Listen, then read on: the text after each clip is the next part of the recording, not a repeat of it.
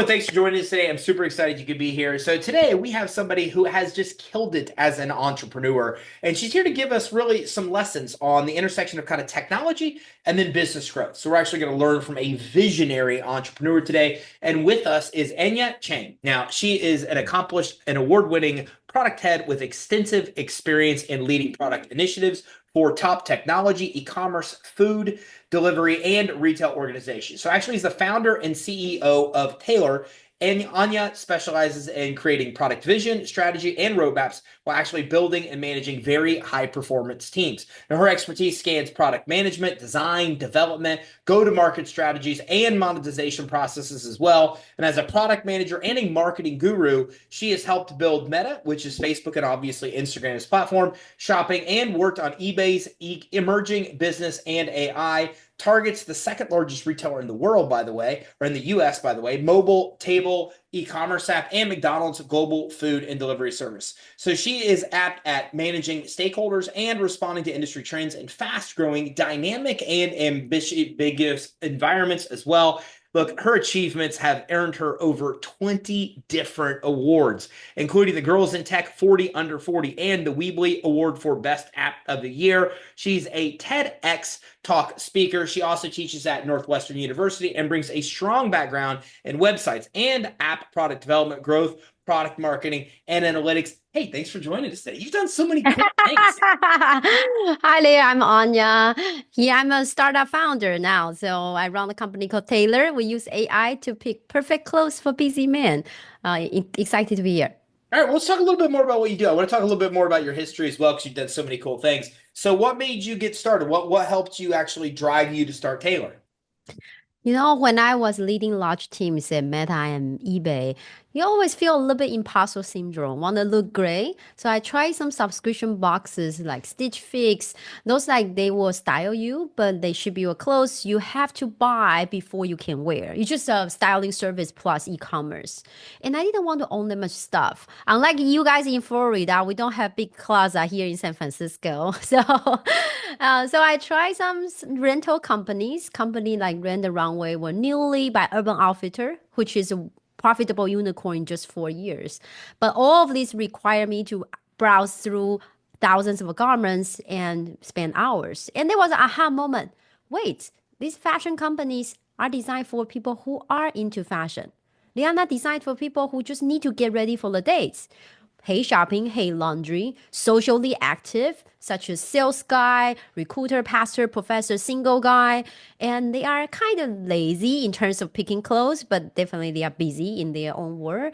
And why there's no service like that? And that's how Taylor is born. Nice. So how does your system work there at Taylor? Yeah, so Tailor is works like Netflix for outfits. So for $100 per month, for example, you get 10 clothes to wear. Our AI pick the perfect clothes. You fill out a simple survey. You can upload some of your picture. If you want to get on 15 minutes consultation call, you can with real professional stylists. And then from there, our AI will get over information and pick the clothes. Our human stylist to make final decision, make sure it's perfect, or complain to the AI, say you are wrong, then this is why. And then we will send you the perfect outfits, 5 items that you can mix and match to a 2 to 3 outfits. You wear for a couple weeks. Once you are done, you can buy what you love, or you put the dirty clothes back to the return envelope, which is prepaid. Drop in the post office. In 2 days, you get another shipment. So no more shopping, no more laundry. And if you're traveling, even better, you don't need to bring dirty clothes home. Put into the return envelope, give it to hotel lobby. You go home without doing any laundry. And people pay monthly fee, and when they buy the clothes, it's also deep discount because it's pre-owned, even though it still looks like new. And our garment gets sold after renting within 3 times. So it still looks very new, but you get discounts right away because it's pre-owned. Nice. So when you started this, give me, and you touched upon this a little, when you looked at the industry as a whole and you saw the problem, what is the biggest problem you think that this solution solves? In fact, on the other side, we actually saw one of the most important problem in the world, which is 30% of clothes go directly from factory to landfill. 10% of carbon emission in the world were from fast fashion alone. So it's a huge inventory waste problem in the fashion world. And guys usually tend to buy the same thing again and again. So if you were just not through rental model, then those guys will never try something new. Open your closet, last 10 years, you only know 5 brands and you have been wearing the same brand again and again. It's not because you like to be the same, you just no one picks stuff for you. You don't want to read GQ. You don't know what looks good. And you don't want to make a decision right away, even if someone pick for you. When you open the box, you don't know if this is worth to buy. You don't know if you should compare the price. You don't know if it looks like feel comfortable after you wearing it, right? So it's just there's no simple solution before Gen AI that we allow those lazy men are able to try something new. And then supply side, there's tons of brands globally or even in the US because the guy buy the same thing again and again. So they never be able to reach a new customer. So even for amazing brand, high quality brands, the only way they do it is spend lots of money in marketing in order to get attentions. Versus those high quality brand actually invest in the quality are not able to get the customer. So by using the circular fashion, lazy economy, sharing economy, and AI, we are able to bridge the two sides and make sure that the garment can find great customers and also get the feedback from the customer, while customer can discover something new, while it also looks great every day. So going from working for very large companies to working for yourself, what are some of the unexpected challenges that you've faced along the way of launching Taylor? I think so for being a startup founder, many of you guys might be able to relate. It's really about trusting yourself. Give you a story. When I was to start a company, we went on a startup competition. And I thought the best way to practice a competition would be finding formal judges and do the mock practice. So I did. I found 42 of them. I practiced with every one of them, and my pitch was perfect. So when I went on the competition, after the pitch, the judges asked me a question. After I heard the question, I stunned. I wasn't able to answer, not because I didn't know the answer, was because in my head, I didn't believe that I can answer. Oh, I was thinking, oh yeah, this question, practice judge number 37 asked me about this. And then he also told me his point of view, which I put in the appendix number 26. And the answer was, it's almost like students. Sometimes when we do the open book exam, I teach in Northwestern University, and students, when you have open book exam, many of them will just spend all the time trying to find the answer from the book. And then suddenly time is up. They realize they haven't written down anything. But in fact, when they read the question carefully and think about it, they actually know the answer.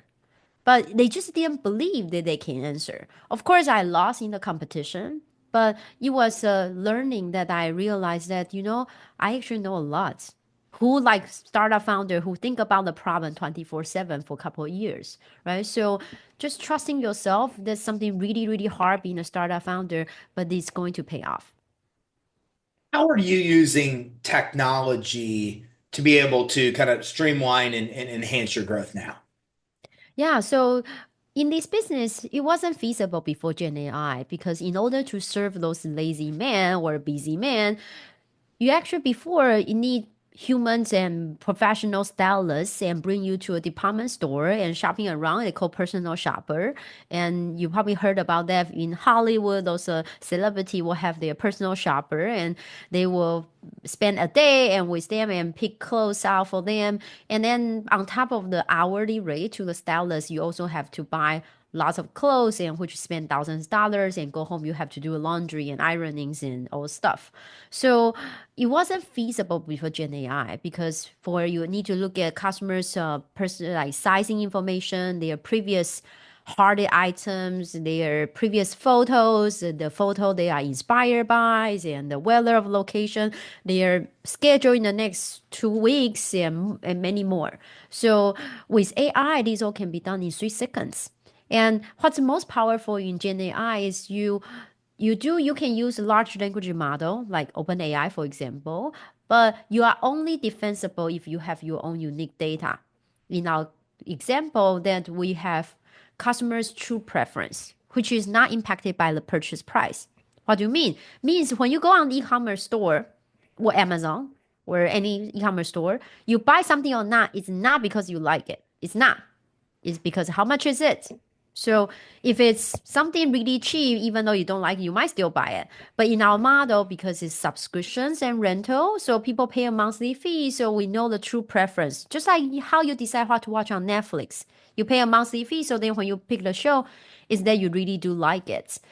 We also have like professional stylists data. We also know the true quality after washes, etc. We have a lot of proprietary data and technology, and we combine these, put it on top of a large language model, so that it's defensible. But every time large language model grow, we also grow, but we are always one step ahead.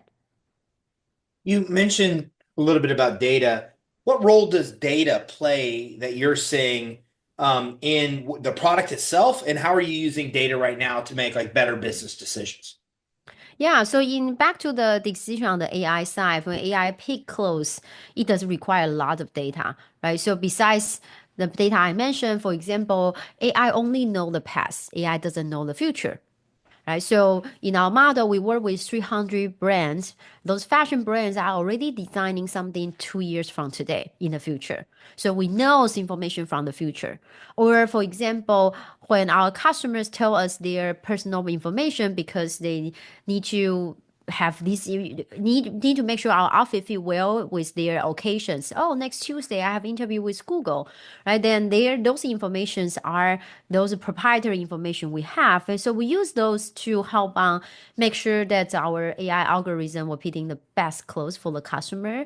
And in terms of decision making, for example, we also use it for deciding on our pricing, dynamic pricing.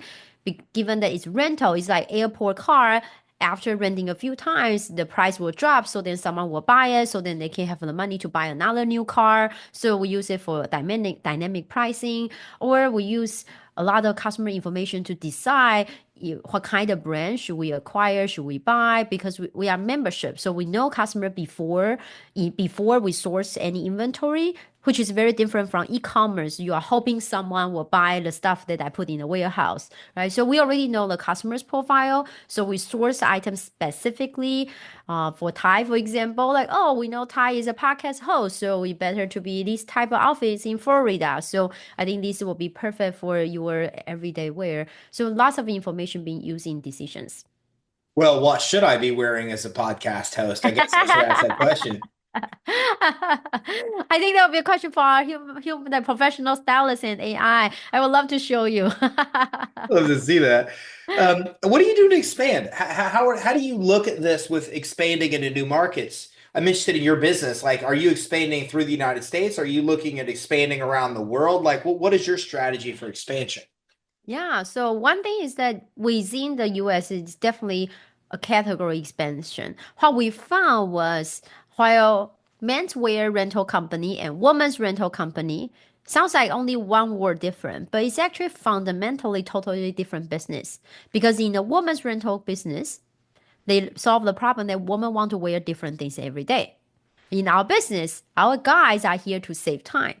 So if you think of this, if you have a personal stylist or personal assistant, if your assistant can only order lunch for you, your assistant isn't good enough. Right. So, but if your assistant can do many things, recording the podcast, cutting the podcast, promoting the podcast, also order lunches and also help you to put input on business strategy, it's a great assistant. The same thing, our customer expect us to more than renting clothes. They ask us, where do I get my haircut? Okay, Valentine's Day gift is Valentine's Day outfit is ready. What should I buy for Valentine's Day gift? Oh, this outfit is perfect. How about shoes? What shoes should I buy? How about belt? How about accessory? How about hats? How about sunglasses? What are other things that I should pair together so I looks really good for this meeting so I can close the deal? So we found that our customers are treating us more like an assistant, more like their black card service. Therefore, what we are expanding is actually category. We are adding additional items, additional like bell accessories that we are not renting as a complete outfit to help our customer to save time. Or for example, in Valentine's Day, we now partner with company like Amor and one of the largest women's rental company. So guys can buy gift card for Amor for the Valentine's Day, where we do work partner with jewelry companies, Olivia Yao, and so guys can buy jewelries or partner with like the flower companies broom, so then the customers can buy flowers so to save them time. So category expansion to help on enhance the value prop is one. We also found that a lot of companies are really value our technology. For example, one of the largest fashion company in the world, they are actually one using our AI to put on their e-commerce website globally. So then the customer can ask, what should I buy? And use our AI to train their store associate. So a store associate can do a better job in pairing outfit for their customers. I love what you do. It just removes so much stress from us as guys. Like the stuff you just literally stress me out. You're like, sunglasses, shirts. I'm like, oh my gosh, belt. I'm like, this is like so stressful to even think about it. So I love the fact that you solved that problem. What are you seeing? Like you're obviously you're creating the trend in an industry. So what do you see with technology that we should be aware of that's happening with technology right now, developing trends, not just in your industry, but other industries as well? What kind of technology that the Yeah, I industry? mean, like, what are the most exciting technology trends that you're like, oh, I'm really excited this is happening? And like you said, like you're dealing with clothing brands that are looking years in the future, developing things, right? So, like, what are you seeing that some of the most exciting trends that are happening in technology now that we should all be kind of on the lookout for? Yeah, I think no doubt everybody know like the Gen AI is going to dominate next 20 years. But specifically, I think you have to think about how you use Gen AI and how you architecture your AI. Today, building AI is a lot easier than before. Now with even college grade in a couple months, you will have your own AI. It's almost like building a website nowadays compared to 20 years ago. So it's a lot easier. And your data, even though you could be a traditional company, manufacturers or just a small fintech company or what, but whatever your unique know-how or unique processes or unique data, these are all gold nowadays. And because in last decade, it's all about algorithm, right? The Google's box, the black box, whatever you put it in, right? Foundability, then you come out with the search engine optimization. It was all about algorithm. But the era of algorithm is dead. Is dead. Why? Because now everybody use large language models algorithm. So everybody has those algorithms. Before only Google has an algorithm, right? So now everybody has an algorithm. What matters is what you put into the algorithm. The data is the goal. So I think it's really important that you think about when you are structuring your AI, like for example, architecturally, it can get very expensive now you use LLM so much. So maybe you should, in our case, for example, we structure in a way that we if you think of those LLM are workers, we are building tools for the workers. So there's a module that we use our proprietary data and technology, which is allow LLM will do better jobs. So then we don't have to constantly using LLM, which will be cheaper, while also we are always better than LLM because it's a tool for the LLM. So LLM is better, then we are better, but we are always one step ahead because we are using additional tool to help the LLM doing better jobs. So I think it's nowadays it's definitely Gen AI, but how you structure the your architecture and how you are using your proprietary data so you can be even one step ahead of those companies. How important do you think the data piece is to being able to really grow and scale and even make your company worth more money? It's extremely important, but it also depends on what you want to do with the data, right? So, for example, we have different AI agents in the company, and people ask me like, "Oh, you just when you for styling alone, you have AI agents. Like, why? Oh, because different agent responsible for different thing. For example, you have top compared to your bottom, right? You have inside clothes compared to outfits of the outside for outerwear. You have human like customer have to match to certain item, the item have to match to an outfit and pay it back to the customers. Or when customer coming in, they are new customer. I don't know much information about the customer. I have to find a customer who looks like Thai for your the occasions. Or new item coming in, we will use AI to create all of those attributes. For example, one attribute is a color, and in the color there's yellow or greens and reds. And so we use a lot of those information so then we can make sure the styling is perfect. But end of the day, it's about what problem you want to solve. So if, for example, Amazon, they at one point they want to solve a problem. They want to help their drivers to can be easier to get their packages without turning on or off the lights. So what they have done is they implement the AI, and AI should be able to detect the driver and turning on the light when the driver is in the truck. However, AI only see the driver when there's daytime. So when during the daytime, the AI will see the driver, it will turn on the light, which is not needed because it's daytime. And at nighttime, the AI couldn't see the driver, so the AI didn't turn on the light, which is needed, right? So end of the day, it's about what problem are you really solving and why these data can help you to solve the problem better. You talked a little bit about team. How do you do this? Because I find that team members don't like change. Well, some of them don't. Like as entrepreneurs, like we love change, but then like our team members, some of them just get stressed. So what do you do? And how do you build? You're in a very a successful, high performing team. So what are some lessons that you found to build and lead a successful team, like in a fast changing environment like you're in? Yeah, I think it's never easy. In my experience, when I was working for McDonald's, for example, they actually hire people who are super cutting edge, like from very cutting edge companies. And actually, when I was there, they don't even have Google Analytics, and the stuff on the roadmap is like drawn will deliver food to you. It was almost 10 years ago. So as you can imagine. Then after a couple of years of the innovations teams, we sometimes joke as an innovation theater because you always like looks amazing on the paper, show there's a show on the theater, and then it never get implemented. So I think change management is about changing small. It's about constantly getting feedback, and it's back to just like agile, right? So when we're doing agile in technology development, if you are trying to build a car, you shouldn't be building four wheel and a window, and after 6 months you got a car, and then you realize everyone work from home and you don't need a car. Ideally, you build a bicycle, no one buy it, you ask why, is it too slow? They say no, because I work from home.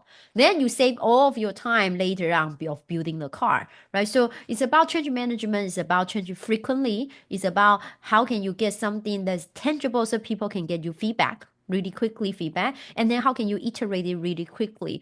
The same thing for in our business, like Stitch Fix, for example. We asked the former president, hey, you are known for styling service. Why not you use AI? AI has been there for a decade. Yes, Gen AI is new, but the AI itself has been there for a decade. And he said the same thing. He said it changed management. It was really hard because stylists feel like they will lose their job. So no one want to implement that. Unfortunately, AI stylists does need stylists to train the AI, so then give the knowledge to the AI. So stylists didn't willing to do so. And oppositely here in Taylor, what we do is we have stylist to be the mother of AI. Hey, this is your baby. It's going to create a mini you as a stylist. And it's your baby that you created something to help your job easier. And it's our stylist job to create those AI agents alongside, of course, with our AI machine learning engineer. I love this. What other advice would you give to other aspiring leaders like you that are in the technology and fast growing business space? Yeah, I think solving problem is still very like most important, right? So for example, when I was working for Target, we found there was an issue which is people going to the store and they forget one thing. So my colleague, a different team, they decide to launch a new feature called the store like GPS. You can put down your shopping list, milk and eggs and chocolates, and then you go to store and you shop there, and then you will become a store GPS, turn right, turn left. You will never forget one thing. They launched a feature. It was extremely difficult because every store, the layout is very different. The SKU is different, constantly changing. They still pull it off and make it happen. But after they launch a feature, nobody use it. Why? If you think of Target mom, those mom are going to a store to get lost. They like to get away from their family and annoying kids, right? It's their time to be shopping around, wandering around. And yes, they might forget about one thing or sometime, but they have been going to the same store for the last 10 years. They might get lost, but they don't need the in-store GPS. That's a fun part of being in a Target versus just go and shop something on Amazon or something in Walmart, right? So, like, are you really solving a problem, or are you solving a problem that is going to take away from your value propositions and actually drive away from your audience? So the same thing in our business, we realize that we are offering while men's rental company and women's rental company only have one word different. But women's rental company is about women want to wear a different thing, while in our model is we save time for our customer. So fundamentally, very, very different business, different user experience, different assortment strategy, different financial strategy. So end of the day, it's like what problem are you solving and what's your superpower to solve that? All husbands wish their wives had that Target GPS. It would save a lot. Exactly, exactly. So what sets Taylor apart? Like, what makes you different than anybody else even attempting to do what you do so well? Yeah, I think fundamentally we are helping people who are not into fashion to be confident and get ready for their day. We want the confidence and the readiness to be effortless and inclusive, right? So if you think of this, we partner with schools. So why only rich kids should look great? Right? Why the engineer who go to MBA school cannot be a really professional and confident businessman? We partner with corporates like law firms. The law firms say, we feel that some of our employees are old school and of course very sensitive to talk about old school or what. So how about they want to they use our service to help more like branding side. Hey, everybody try something new, starting with your outfits, and you will look great and you will close a deal with your client and you feel great for your job. You save time as well. Or we partner with an accounting firm. They offer to their new hires. So as a new hire employee, you're always nervous, right? First 3 months, okay, who should I talk to? How's best use of my time? Will they like me? And if they don't like me for the first 3 months, oh no, you will be bad in the next 2 years, right? So help them feel ready for their day. Or we also partner with the dating sites. So a lot of single guy, dating is very stressful, right? So figure out how to look like for your date nights. Oh my God, it's a lot of work, and they don't even have the mind space to think about what to talk already. Have not to mention you have to think about what to wear. So I think our goal is really to help everyone feel ready for their week, and that's like why I started a company. I felt imposter syndrome when I was working for big tech company as a woman leader, woman minorities on the team, and I hope that no one need to do that. On the other hand, my co-founder, she is a sustainability, like really passionate about that. So she felt like why there's so much fashion waste in the world, why not there's a better way to distribute those products and help them to find a great customer and also get feedback. Right? Many of them they keep producing junk because they don't know. They sell to big distributor who sell to small distributor and eventually get to a customer hand, so never get the feedback back. So then that's why they keep producing junk that people don't want. So how can we bridge that together? Yeah. I love it. Where can everybody go to be able to learn more about what you do? Yeah, so it's Taelor.style, Taelor.style. And Valentine's Day is around the corner. So if you want to try the Valentine's Day gift, and you can use just business gift 10, coupon code business gift 10 to get 10% off gift card, or you can get business 30 to get 30% off subscription that you can try for yourself right away. I love it. Thank you for coming on with us today. Thank you so much. This is Anya Cheng at Taelor.style. Thank you. So listen, as Anya said, Valentine's Day is coming up, and you probably haven't bought me a gift yet. Let's start there. So in order to be able to do that, I love this. If you just go to Taylor.style, and by the way, it's Taelor.style. You're going to love it. I mean, just by looking and seeing what's on the site, you'll already go, wow, like this is way more style than I have. I already know I'm completely inappropriate dressed for a podcast by one quick look at her site. And on her site, you're able to look at collections, you're able to get good gift ideas, you're able to look into the memberships. You're also able to come in, refer a friend, get a discount, and see how the whole system actually works. So look at a lot of different clothing styles. So make sure you check it out right now because look, let's be honest, like we are too busy, especially if you are a male entrepreneur, like we're too busy. Like we are just doing too many things. We don't have the time to go through and look at every single piece of a wardrobe to make ourselves look good. And that is exactly what they do at Taelor. So make sure you go to Taelor, Taelor.style. Make sure you check it out right now. And again, you still have time, whether it be Valentine's Day or any other holiday coming up. This is a phenomenal gift idea. I can tell you someone like me that people that say, hey, look, what do you buy? The guy has everything. I don't like a lot of stuff. I don't need a lot of stuff. I would freaking go over head over heels of this. I love this. So you should check it out. Look at it. Do something for yourself. Do something for the other significant other in your life. Or look at this just as a gift for one of the upcoming holidays, especially Valentine's Day. Make sure you check it out right now at taelor.style. That's Taelor.style. Thank you very much for tuning in. Take care. Have a great day.